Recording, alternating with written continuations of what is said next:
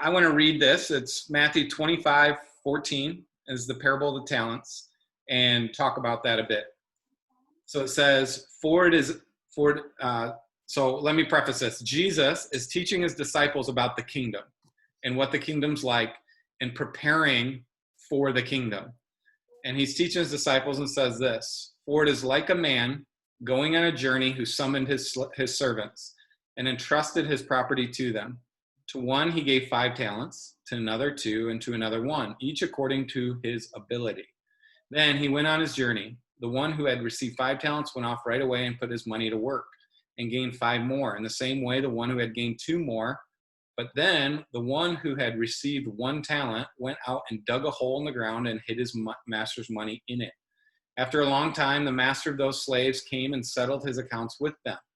The one who had received the 5 talents came and brought 5 more, saying, Sir, you entrusted with me 5 talents. See, I've gained 5 more.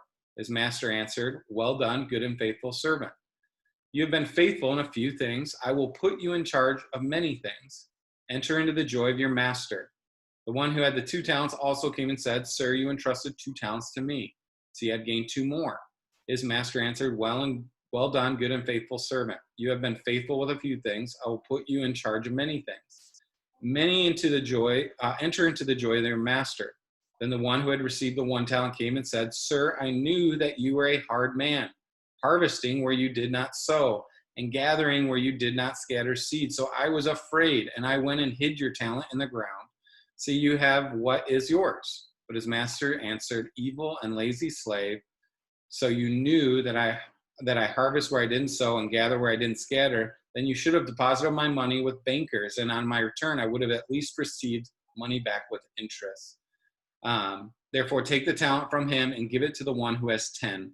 For the one who has will be given more, and he will have more than enough. But the one who does not have, even what he has will be taken from him. Why I wanted to read this is one of the things that I want to do is make sure as leaders we're very well aware of reality. And it's important for us to embrace reality, accept reality. And one of the things that I want to clarify here as we get into this is the reality of where we're at as Converge community. And so when we started this in January with no vision of COVID in sight, or maybe some of you really worldly folks may have seen it coming, but most of us didn't. It's that when we started, we had this great momentum. Our numbers were high. We actually had a lot of people involved for an early start. Our excitement was high. Our engagement was high. We had a lot of people coming to everything. And then COVID, which was completely unexpected, nobody could have ever predicted what was going to happen, happened. And inevitably, it affected us. Now, God is in control, and we can't do this what if. But this is what we do know now, is that it has caused our numbers to drop. We have had people step away from the church, and for people, the reasons that have done it has been basically they just don't feel like they can live up to what needs to be done at this time, or they're not cut out for this. For some, they've just physically moved away, and there's not a lot we can do about that. And the thing about it is that is the reality of church. People do go. The problem with COVID is we haven't had a lot of people come. This is the challenge. Chad said it. People's social groups aren't really growing right now, and that makes things difficult. So the reality is our numbers are lower than when we started.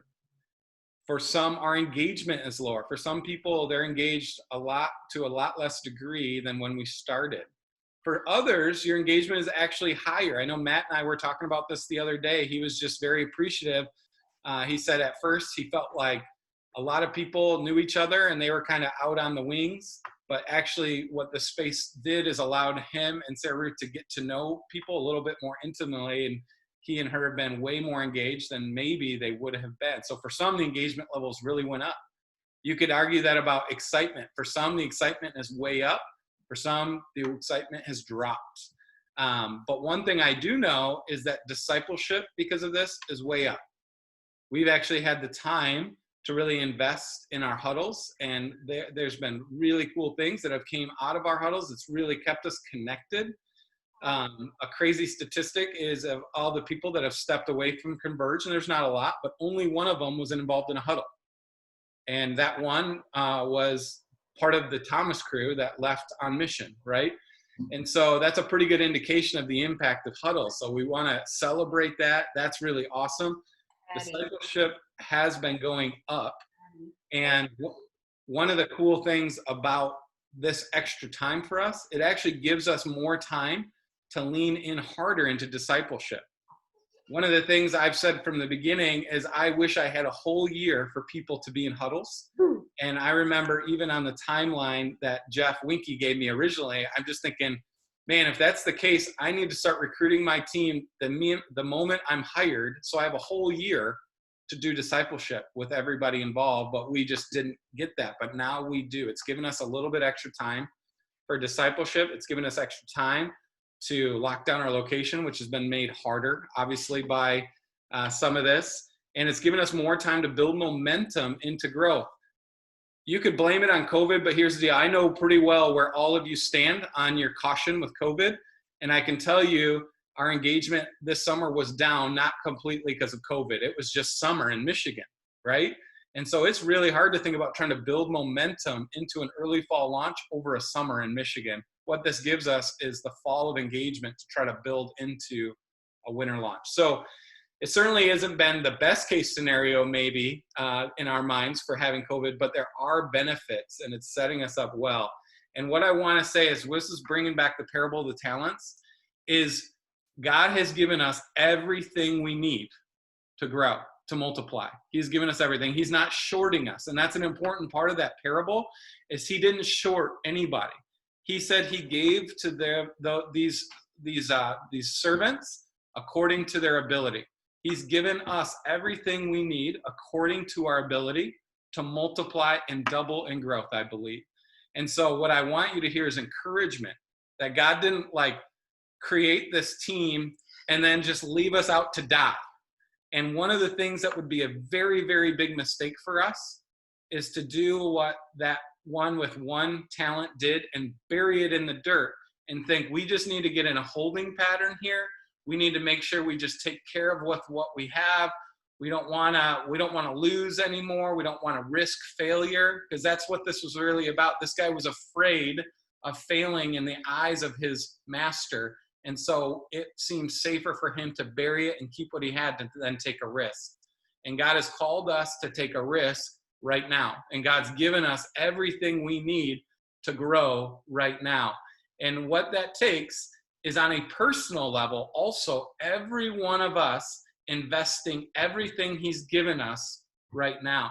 And so there's a corporate lesson here, but I think there's an individual lesson for us as well, and that we have to realize for this to work. So when you guys first signed on in January, some of you, if you've had church planting experience, might have a better idea what this was going to be like, especially those who haven't. You may not have.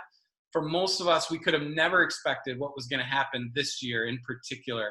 And all of a sudden now we're 7, 8, 9 months, something like that in, and we have a pretty good idea of what we signed on for. And the reality is there was a bit of a sifting that's happened, and the people that are here with us, and not all of them could be on the call today, but the people who have stayed with Converge, you guys understand what's involved here. You guys understand also what's at stake, and what we have to have from each one of us individually is whatever God's given us right now in terms of time or talent or treasure, those big 3 T's, you guys have heard them.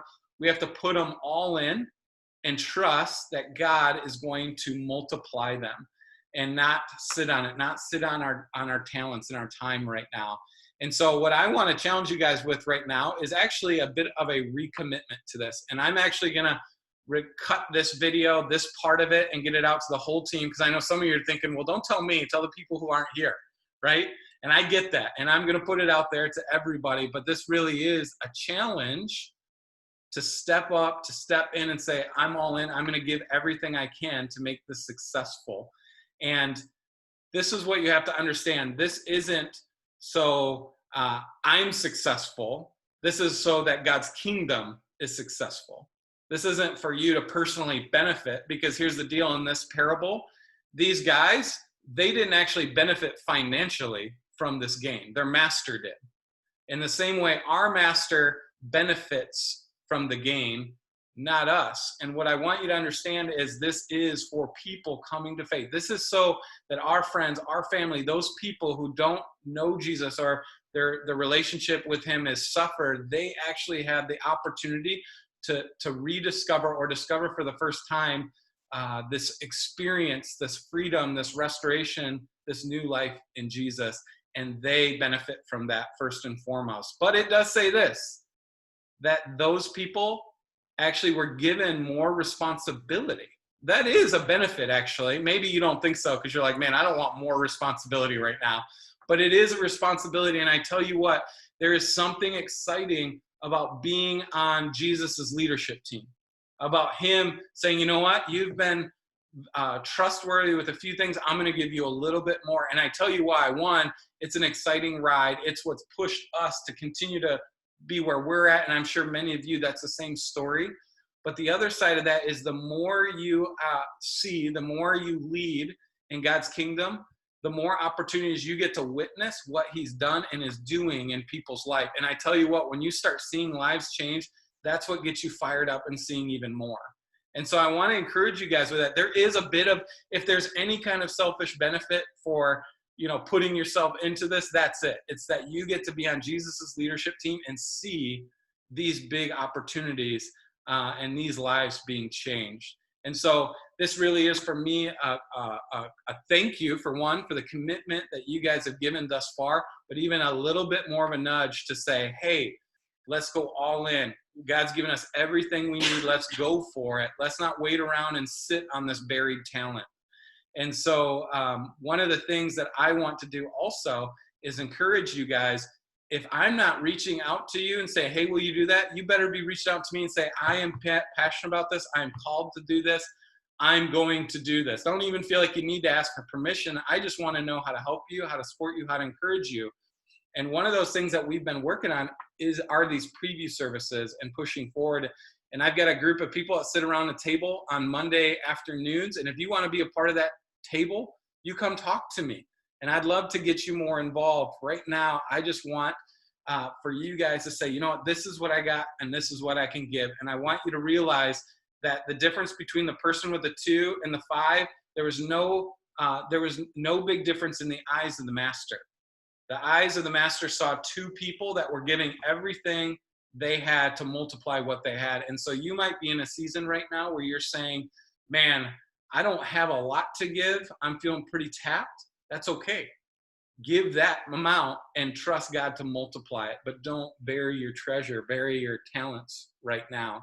And so that is my push. If you're saying, man, I really want to do this, this is where I come and talk to me, or just start doing it and let me know what you're doing. And I want to cheer you on. I want to help encourage you in that realm.